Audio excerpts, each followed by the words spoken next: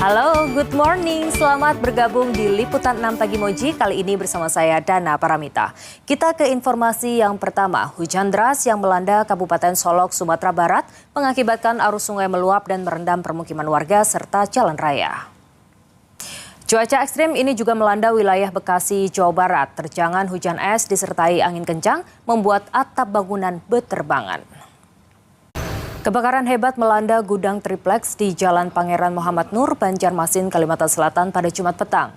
Kerugian ditaksir mencapai miliaran rupiah.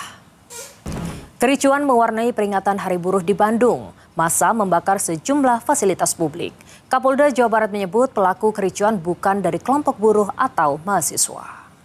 Sementara di Surabaya, puluhan ribu pekerja berkonvoi di jalanan protokol menuntut perubahan regulasi ketenagakerjaan. Di Makassar dan Semarang, peringatan berlangsung lebih kooperatif disertai janji-janji pemerintah memberikan insentif serta perlindungan sosial. Ratusan ribu buruh tumpah ruah memadati kawasan Monas, Jakarta Pusat sejak Jumat pagi untuk memperingati Hari Buruh Internasional 2026. Suasana kian semarak dengan kehadiran Presiden Prabowo Subianto yang memberikan kado janji kesejahteraan bagi para buruh. Kabar gembira untuk pengemudi ojek online disampaikan Presiden Prabowo Subianto di peringatan Hari Buruh kemarin. Presiden Prabowo menerbitkan Perpres Perlindungan Pekerja Transportasi Online. Nah, aturan baru itu mengubah porsi pendapatan untuk pengemudi ojek online naik menjadi 92%. Lalu apa kata perusahaan aplikator soal aturan baru ini? Bukan sekedar seremonial, peringatan Hari Buruh juga berlangsung dinamis di gedung parlemen.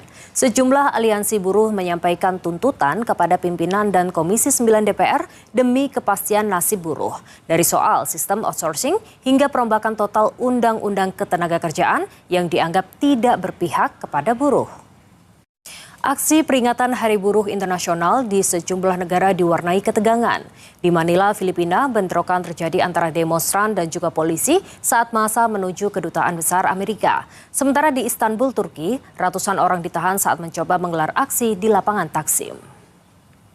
Pasukan Israel meledakkan terowongan bawah tanah yang diduga terkait kelompok Hizbullah di wilayah selatan Lebanon. Seorang wanita tewas terperosok. Kami lanjutkan kembali Liputan 6 Pagi Moji. Seorang wanita tewas terperosok usai lantai dapurnya tiba-tiba ambrol. Di bawah lantai dapur ini ternyata merupakan septic tank yang dibangun tanpa pondasi yang kokoh. Kecelakaan melibatkan kereta Argo Bromo Anggrek kembali terjadi. 4 orang rombongan pengantar calon jemaah haji meninggal dunia usai kendaraan mereka tertabrak kereta di Grobogan, Jawa Tengah. Seorang jemaah haji asal embarkasi Lombok ditolak masuk ke wilayah Arab Saudi setelah masuk dalam daftar cekal otoritas keimigrasian setempat selama 10 tahun. Pencekalan diduga terkait pelanggaran izin tinggal saat jemaah itu menjalankan ibadah umroh sebelumnya.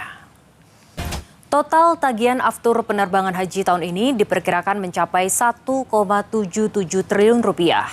Meski demikian, pemerintah memastikan beban biaya aftur itu tidak dibebankan kepada jemaah haji.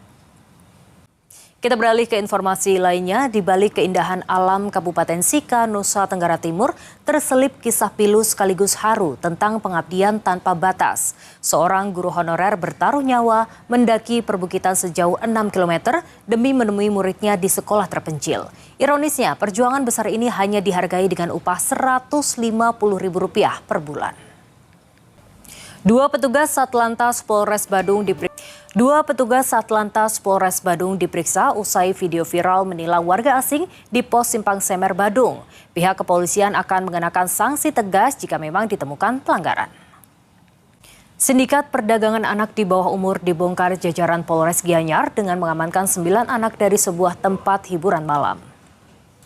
Seorang ibu lanjut usia yang akan berangkat ke gereja dijamret di Gang Sempit Tambora, Jakarta Barat.